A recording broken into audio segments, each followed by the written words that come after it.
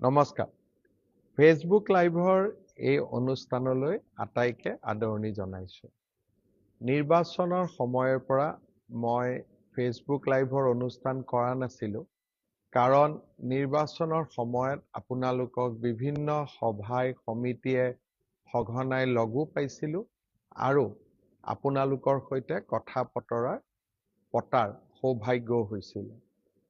যোৱা 12 মে তাৰিখে শপত গ্ৰহণ কৰাৰ পিছৰে পৰা মন্ত্ৰীসভাৰ গঠন, দপ্তৰ বিতৰণ, নীতি আয়োগৰ বৈঠক আদি বিভিন্ন কামত ব্যস্ত হৈ আছিলোঁ। তাৰ মাজতে অসম বিধানসভাৰ অধিৱেশনো অনুষ্ঠিত হ'ল। প্ৰাৰম্ভিক চৰকাৰৰ দ্বিতীয়বাৰ দায়িত্ব লোৱাৰ পিছত প্ৰাৰম্ভিক যি ব্যস্ততা, সেই ব্যস্ততাৰ ইতিমধ্যে সামৰণি পৰিছে আৰু এতিয়াৰ পৰা মাজে সময়ে আপোনালোকৰ ওচৰলৈ ফেচবুক লাইভৰ জৰিয়তে আহি থাকিম। শ্ৰদ্ধাৰ ৰাইজ, ইতিমধ্যে মোৰ সামাজিক মাধ্যম বা সাংবাদিকৰ সৈতে হোৱা কথা বতৰা আৰু বিভিন্ন ৰাজহুৱা মঞ্চৰ জৰিয়তে বিগত নিৰ্বাচনত আপোনালোকে আমাৰ প্ৰতি দেখুওৱা অফুৰন্ত সঁহাৰি, মৰম আৰু আদৰৰ বাবে মই কৃতজ্ঞতা জনাইছোঁ।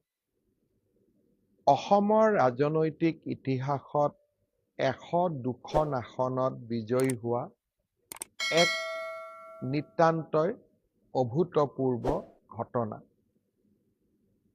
পৰম পিতাৰ আশীৰ্বাদ আৰু আপোনালোকৰ শুভকামনা আৰু অফুৰন্ত সহযোগিতাৰ বাবে এনে এক অভূতপূৰ্ব ৰাজনৈতিক ইতিহাসৰ আমি সাক্ষী হৈ থকাৰ সুযোগ পালোঁ।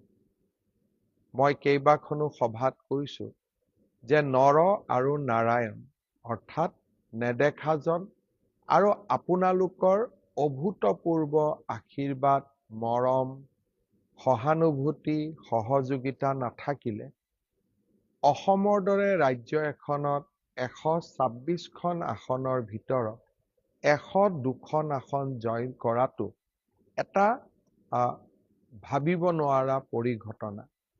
যি নহওক, ভাবিব নোৱাৰা ঘটনা এটা আমাৰ ৰাজ্যত সংঘটিত হ'ল আৰু এই গোটেই ঘটনাৰ সাক্ষী হৈ থকাৰ সুযোগ পালোঁ।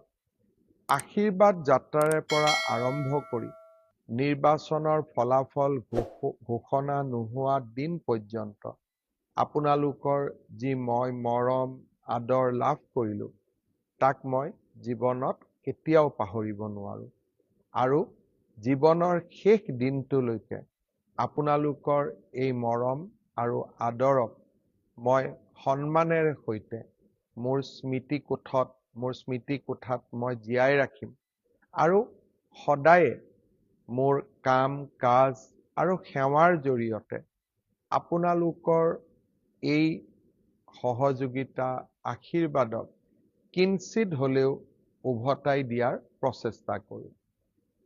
অসমৰ বিকাশ আৰু চৌফালে অসমৰ বিকাশে হ'ল আমাৰ ৰাজনীতিৰ মূল লক্ষ্য। আজি আমাৰ ৰাজ্যখন যোৱা 2014 চনৰ পিছত বিভিন্ন ধৰণে শক্তিশালী হৈছে আৰু আজি অসমবাসী আৰু অসমীয়া আমি ৰাজনৈতিক, অৰ্থনৈতিক, সাংস্কৃতিক সকলো দিশৰ পৰা চহকী হৈছোঁ। প্ৰধানমন্ত্ৰী নৰেন্দ্ৰ মোদীয়েও আমাৰ ৰাষ্ট্ৰৰ আটাইতকৈ নিৰন্তৰভাৱে কাম কৰি থকা দীৰ্ঘকালীন প্ৰধানমন্ত্ৰী হোৱাৰ অভিলেখো সৃষ্টি কৰিলে। মই এই আপাহতে প্ৰধানমন্ত্ৰী নৰেন্দ্ৰ মোদী ডাঙৰীয়াকো তেওঁৰ অভূতপূৰ্ব ৰাজনৈতিক সফলতাৰ বাবে ধন্যবাদ আৰু কৃতজ্ঞতা জনাইছোঁ। অসমবাসী আৰু অসমীয়াৰ প্ৰতি তেওঁ দেখুওৱা অভূতপূৰ্ব মৰম আৰু সহযোগিতাৰ বাবেও মই আকৌ এবাৰ তেখেতক কৃতজ্ঞতা জনাইছোঁ। ৰাজ্যৰ দায়িত্বভাৰ গ্ৰহণ কৰাৰ পিছৰে পৰা আমি ইতিমধ্যে আমাৰ কৰ্মযজ্ঞত আমি নিজকে নিয়োগ কৰিছোঁ। আমাৰ ৰাজ্যত বিধানসভাৰ জৰিয়তে প্ৰথম এমাহৰ ভিতৰতে ইউনিফৰ্ম চিভিল কোড অৰ্থাৎ UCCৰ যি অনুমোদন বিধানসভাৰ জৰিয়তে আমি যি অনুমোদন লাভ কৰিলোঁ, সি আমাৰ এক ডাঙৰ নিৰ্বাচনী প্ৰতিশ্ৰুতি পূৰণো হ'ল আৰু সামাজিক ন্যায় প্ৰতিষ্ঠাৰ ক্ষেত্ৰত ই এক মহা ঘটনালৈ ৰূপান্তৰ পালে। যোৱা কেইটামান দিনত আমি কেইবাটাও গুৰুত্বপূৰ্ণ সিদ্ধান্তও গ্ৰহণ কৰিছোঁ। আমাৰ ৰাজ্যত যেতিয়া নিৰ্বাচন হয়, নিৰ্বাচনৰ আগতে মাত্ৰ 4 মাহ চৰকাৰৰ টকা পইচা খৰচ কৰাৰ বাবে আমি ভোট অন একাউণ্টছ আমি গ্ৰহণ কৰোঁ। কাৰণ নিৰ্বাচনত কোন ৰাজনৈতিক দল জিকিব সি ঠিক হৈ নাথাকে। নিৰ্বাচনৰ পিছতেই যাতে এখন পূৰ্ণাংগ বাজেট দিব পৰা যায়, সেইবাবে নিৰ্বাচনৰ সময়ত মাত্ৰ 4 মাহৰ বাবে দৰমহাকে ধৰি প্ৰয়োজনীয় খৰচখিনি কৰাৰ বাবে আমি ভোট অন একাউণ্টছ বাজেট গ্ৰহণ কৰোঁ। নিৰ্বাচিত চৰকাৰে আহিয়েই এখন পূৰ্ণাংগ বাজেট দাখিল কৰে। অহা 6 জুলাইৰ পৰা অসমত বিধানসভাৰ অধিৱেশন আৰম্ভ হ'ব আৰু পূৰ্ণাংগ বাজেট আমি জুলাই মাহত গ্ৰহণ কৰিব পাৰিম। আমাৰ আই মাতৃসকলে বিভিন্ন উন্নয়নমূলক আঁচনিৰ লগত যোৱা মাহটোত নিজকে জড়িত কৰিব পৰা নাই। কাৰণ আমাৰ ভোট অন একাউণ্টছ বাজেটৰ বাবেই আমি এনেধৰণৰ উন্নয়নমূলক কাম কাজসমূহ কৰিব পৰা নাই। মই ইতিমধ্যে সংবাদ মাধ্যমত কৈছোঁ, কিন্তু আজি মই আপোনালোকক আকৌ এবাৰ ক'ব খুজিছোঁ যে আগষ্ট মাহৰ প্ৰথম সপ্তাহৰ পৰাই মই চেষ্টা কৰিম 2 বা 3 আগষ্টৰ পৰাই আপোনালোকে অৰুণোদয় আঁচনি আগৰ দৰে লাভ কৰিব। আগষ্ট মাহৰ পৰা অৰুণোদয় আপোনালোকে মাহেকীয়া নিয়মিতভাৱে পাই থাকিব আৰু আপোনালোকে অলপো চিন্তা কৰিব নালাগে। সেই ধৰণে আমি যিটো কম দামত চেনি বা দাইল দি আছিলোঁ, সেই আঁচনিখনো আমি আগষ্ট মাহৰ পৰাই আৰম্ভ কৰিম। অৱশ্যে আমি ইয়াক অকণমান নতুন ৰূপত লৈ আহিম। সেই বিষয়ে আমাৰ পূৰ্ণাংগ বাজেটত আপোনালোকে শুনিবলৈ পাব। নিযুত মইনা, নিযুত বাবু, এই প্ৰত্যেকবোৰ আঁচনি, জীৱন প্ৰেৰণা, এই প্ৰত্যেকবোৰ আঁচনি আমি আগষ্ট মাহৰ পৰা আৰম্ভ কৰিম। বহুতে মোৰ ফেচবুকত প্ৰশ্ন সোধে, মামা জীৱন প্ৰেৰণা কেতিয়া পাম, নিযুত মইনা কেতিয়া পাম? আমি গোটেইবোৰ আঁচনি আগষ্ট মাহৰ পৰা আপোনালোকক দিয়া ব্যৱস্থা কৰিম আৰু তাৰ পিছত সমগ্ৰ সময়ছোৱাত আপোনালোকে এই আঁচনি নিৰবিচ্ছিন্নভাৱে পাই থাকিব। এই আঁচনিসমূহ চলি থকাৰ লগতে আমি অসমৰ বাবে গ্ৰহণ কৰা ডাঙৰ ডাঙৰ আঁচনিবিলাকৰ কামো এই সময়ছোৱাত আগবঢ়াই লৈ গৈ আছোঁ। গুৱাহাটী ৰিং ৰোডৰ নিৰ্মাণ কাৰ্য ইতিমধ্যে আৰম্ভ হ'ল। কাজিৰঙাৰ এলিভেটেড কৰিডৰৰ নিবিদা প্ৰক্ৰিয়া ইতিমধ্যে আৰম্ভ হ'ল। অহা এমাহৰ ভিতৰত নুমলীগড় আৰু গহপুৰৰ মাজৰ যি আমি প্ৰায় 18,000 কোটি টকাৰে সুৰংগ নিৰ্মাণ কৰিম, তাৰো নিবিদা প্ৰক্ৰিয়া এই মাহৰ ভিতৰতে অৰ্থাৎ জুলাই মাহৰ ভিতৰতে আৰম্ভ হ'ব। ইয়াৰ উপৰিও মই নতুন দিল্লীত থকা সময়ছোৱাত প্ৰধানমন্ত্ৰী নৰেন্দ্ৰ মোদী ডাঙৰীয়া আৰু কেন্দ্ৰীয় পথ পৰিবহণ মন্ত্ৰী নীতিন গাডকাৰী ডাঙৰীয়াক লগ পোৱাৰ মোৰ সৌভাগ্য হৈছিল। তেখেতসকলে মোক 3টা আঁচনি অসমৰ বাবে খুব তৎপৰতাৰে অনুমোদনৰ প্ৰতিশ্ৰুতি দিছে।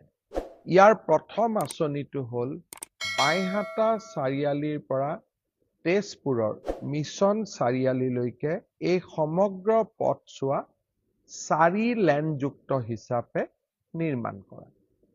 ই এটা বহুদিনীয়া দৰং আৰু শোণিতপুৰৰ ৰাইজৰ বহুদিনৰ দাবী আছিল। বাইহাটা চাৰিআলি আৰু মিছন চাৰিআলি ৰাস্তা 4 লেনযুক্ত হোৱাৰ লগে লগে ই পোনে পোনে আহি গুৱাহাটীৰ ৰিং ৰোডত খুন্দা খাব।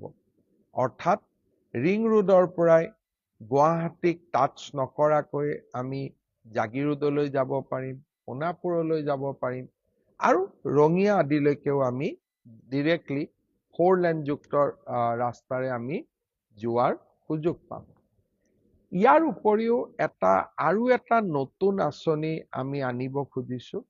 সেইটো হ'ল গুৱাহাটী বিমানবন্দৰৰ পৰা গড়ল, ধাৰাপুৰ, গুৱাহাটী বিশ্ববিদ্যালয় এই 10-12 কিলোমিটাৰ পথ আমি এটা এলিভেটেড কৰিডৰ অৰ্থাৎ 10 কিলোমিটাৰৰ এখন উৰণীয়া সেতু আমি নিৰ্মাণ কৰিব খুজিছো, যাতে গুৱাহাটী বিমানবন্দৰলৈ জালুকবাৰীৰ পৰা মাত্ৰ 7 বা 8 মিনিটতে আমি গৈ পাব পাৰো। এই আঁচনিখনো অহা কিছু মাহৰ ভিতৰতে অনুমোদন হ'ব বুলি ভাৰত চৰকাৰে আমাক অৱগত কৰিছে।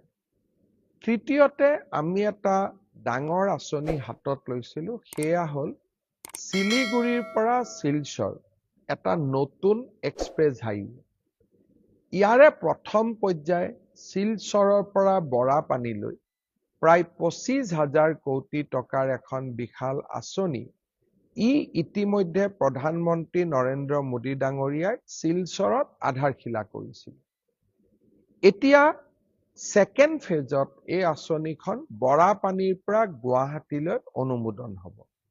তৃতীয় পৰ্যায়ত গুৱাহাটীৰ পৰা শ্ৰীৰামপুৰলৈ আৰু চতুৰ্থ পৰ্যায়ত শ্ৰীৰামপুৰৰ পৰা শিলিগুৰিলৈ ইয়াক কানেক্ট কৰা হ'ব।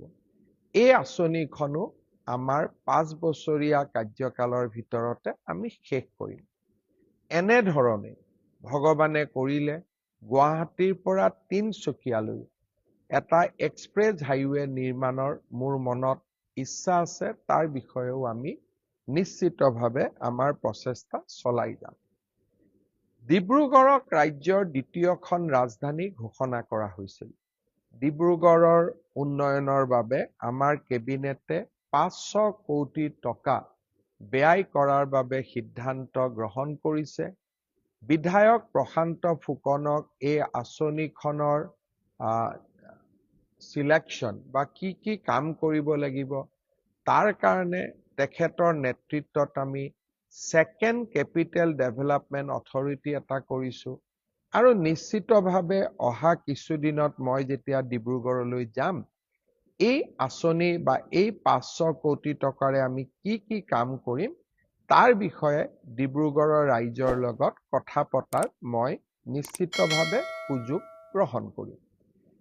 ইয়াৰ উপৰিও আমি শিলচৰৰ এখন নতুন বিমানবন্দৰ নিৰ্মাণৰ যিটো প্ৰচেষ্টা তাৰ অনুমোদনৰ বাবে আমি কাম কৰি আছো। অহা কেইদিনমানৰ ভিতৰতে আমি তাৰো অনুমোদন পোৱাৰ আশা কৰিছো।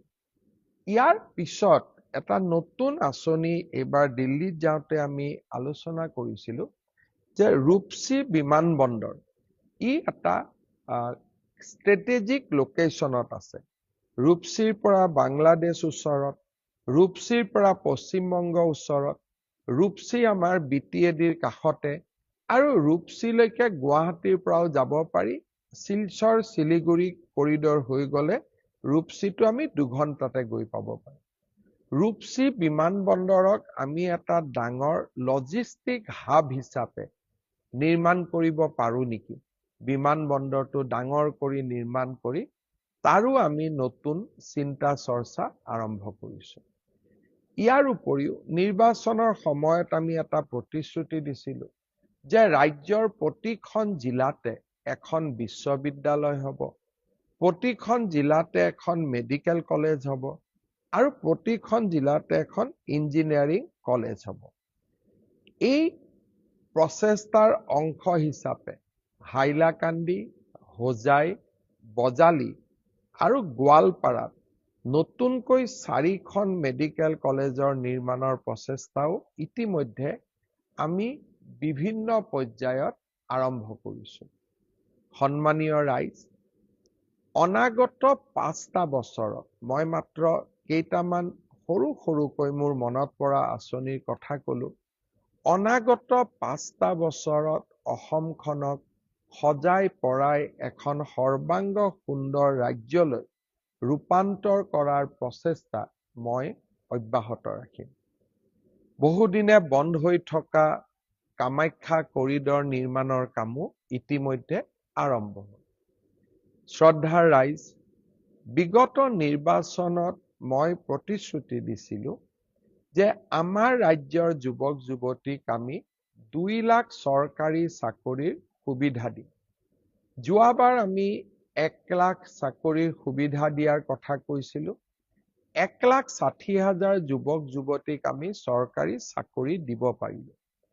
এইবাৰো আমি 2 লাখ ল'ৰা ছোৱালীক কেনেকে চাকৰি দিব পাৰোঁ, কোন বিভাগত কিমান পদ খালী আছে, পদোন্নতিৰ জৰিয়তে নতুনকৈ কিমান পদ সৃষ্টি কৰিব পাৰি, নতুনকৈ কেনেকে বেটেলিয়ন আদি নিৰ্মাণ কৰিব পাৰি, এই কথাবোৰো ইতিমধ্যে আমি আলোচনা আৰম্ভ কৰি দিছোঁ। অৰ্থাৎ নিৰ্বাচনৰ সময়ত দিয়া প্ৰতিশ্ৰুতিবোৰ কেৱল মাত্ৰ নিৰ্বাচনী প্ৰতিশ্ৰুতি নহয়, ই আমাৰ উন্নয়নৰ মন্ত্ৰ, অসমক বিকাশৰ পথলৈ আগুৱাই লৈ যোৱাৰ এক আমাৰ বাবে পবিত্ৰ দায়িত্ব আৰু কৰ্তব্য।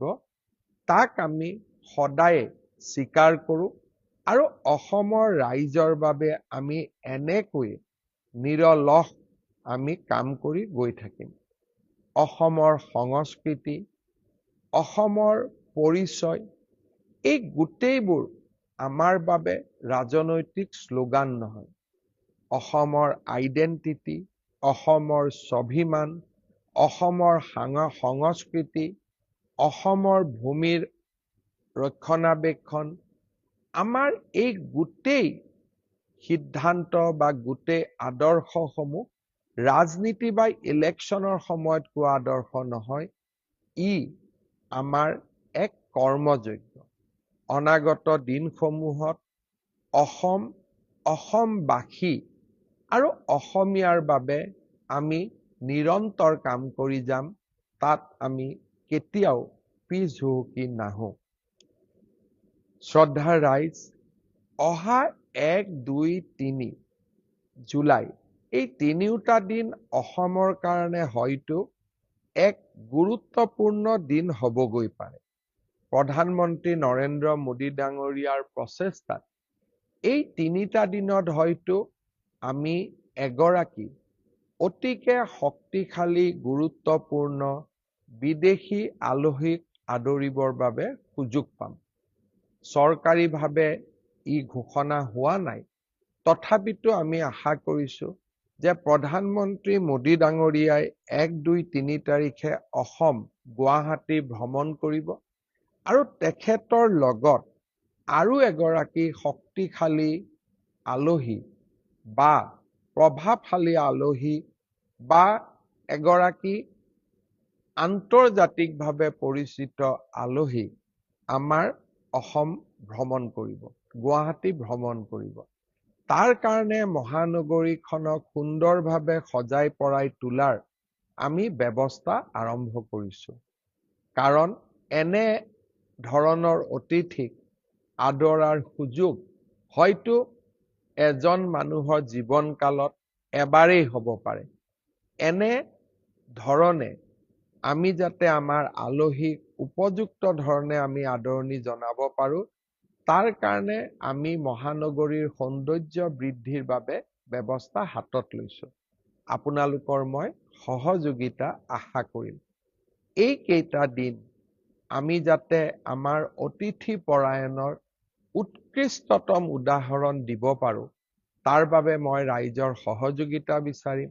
আৰু যি সময়ত মহানগৰীখনক সুন্দৰ কৰাৰ প্ৰচেষ্টা হ'ব, কৰবাত নহয় কৰবাত ৰাইজৰ কিছু ক্ষতিও হ'ব। তাৰ বাবে মই ৰাইজৰ ওচৰত ক্ষমা বিচাৰিম, কিন্তু ৰাইজৰ পৰা সহযোগিতাৰো আশা কৰিম। শ্ৰদ্ধাৰ ৰাইজ, এটা কথা নকলে মই নিশ্চয় আপোনালোকৰ ওচৰত দোষী হৈ ৰৈ যাম। যোৱা কেইটামান দিনত অসমত বা আমাৰ দেশত পেট্ৰল ডিজেলৰ মূল্য বৃদ্ধি পাইছে আৰু তাৰ ফলত সৰ্বসাধাৰণ ৰাইজৰ কষ্টও হৈছে। কিন্তু আমি সকলোৱে জানো এই মূল্য বৃদ্ধি কিয় হৈছে আৰু এই মূল্য বৃদ্ধিৰ কাৰণ কি। ভাৰতৰ খাৰুৱা তেলৰ বা পেট্ৰল ডিজেলৰ 90% পেট্ৰল ডিজেল আমি আৰব ৰাষ্ট্ৰ, ৰাছিয়া বা আমেৰিকাৰ পৰা, ভেনিজুৱেলাৰ দৰে ৰাষ্ট্ৰৰ পৰা আমি লৈ আহোঁ। বৰ্তমান যি মধ্যপ্ৰাচ্যত যি যুদ্ধ চলিছে, আমেৰিকা আৰু ইৰাণৰ যুদ্ধ চলিছে, তাৰ বাবে পেট্ৰল ডিজেলৰ মূল্যই আকাশলংঘী পৰ্যায়ত ভৰি দিছে। প্ৰধানমন্ত্ৰী নৰেন্দ্ৰ মোদীয়ে প্ৰচেষ্টা কৰিছে যাতে ভাৰতৰ সৰ্বসাধাৰণ ৰাইজে এই মূল্য বৃদ্ধিৰ পৰা অকণমান হ'লেও সকাহ পাব পাৰে। পৃথিৱীৰ সকলো দেশতে ডিজেল পেট্ৰলৰ মূল্য অভাৱনীয়ভাৱে বৃদ্ধি হৈছে। কিন্তু যিমানখিনি নকৰিলে আমাৰ দেশখন চলিব নোৱাৰা হ'ব, সিমানখিনি মূল্য বৃদ্ধি আমাৰ দেশেও পেট্ৰল ডিজেলৰ বাবে কৰিবলগীয়া হৈছে। আৰু আমাৰ ৰাজ্যখনেও এই যুদ্ধৰ বাবে সমগ্ৰ দেশৰ লগতে অকণমান হ'লেও বিত্তীয় অসুবিধাৰো সন্মুখীন হৈছে। নিৰ্বাচনৰ পিছতেই আমি এই বিত্তীয় অসুবিধাৰ সন্মুখীন হোৱাটো আমাৰ কাৰণেও চিন্তাৰ বিষয়। কিন্তু মই আশা কৰোঁ যে খুব সোনকালে আমেৰিকা আৰু ইৰাণৰ মাজত যুদ্ধৰ চুক্তি হ'ব, বিশ্ব বজাৰখন মুকলি হ'ব আৰু আমি অসম আৰু আমাৰ ৰাষ্ট্ৰ আমি পুনৰ বিকাশৰ কৰ্মযজ্ঞত নামিব পাৰিম। এই কেইটা দিন আমি এক প্ৰত্যাহ্বানৰ মাজেৰে পাৰ কৰিছোঁ আৰু নিশ্চিতভাৱে আমি সকলোৱে তাৰ ভুক্তভোগীও। মই আশা কৰিম বিশ্বযুদ্ধ বা বৰ্তমান যুদ্ধৰ যি পৰিৱেশ শেষ হওক, সৰ্বসাধাৰণ ৰাইজ নিশ্চিতভাৱে অসুবিধাৰ পৰা মুক্ত হওক। মই আগতে কৈছোঁ যে মই মাজে মাজে ফেচবুক লাইভত আহি থাকিম আৰু আপোনালোকৰ মই এই ধৰণে যোগাযোগ কৰি থাকিম, চৰকাৰৰ আঁচনিবিলাক জনাই থাকিম আৰু তাৰ বাবে আপোনালোকেও মোক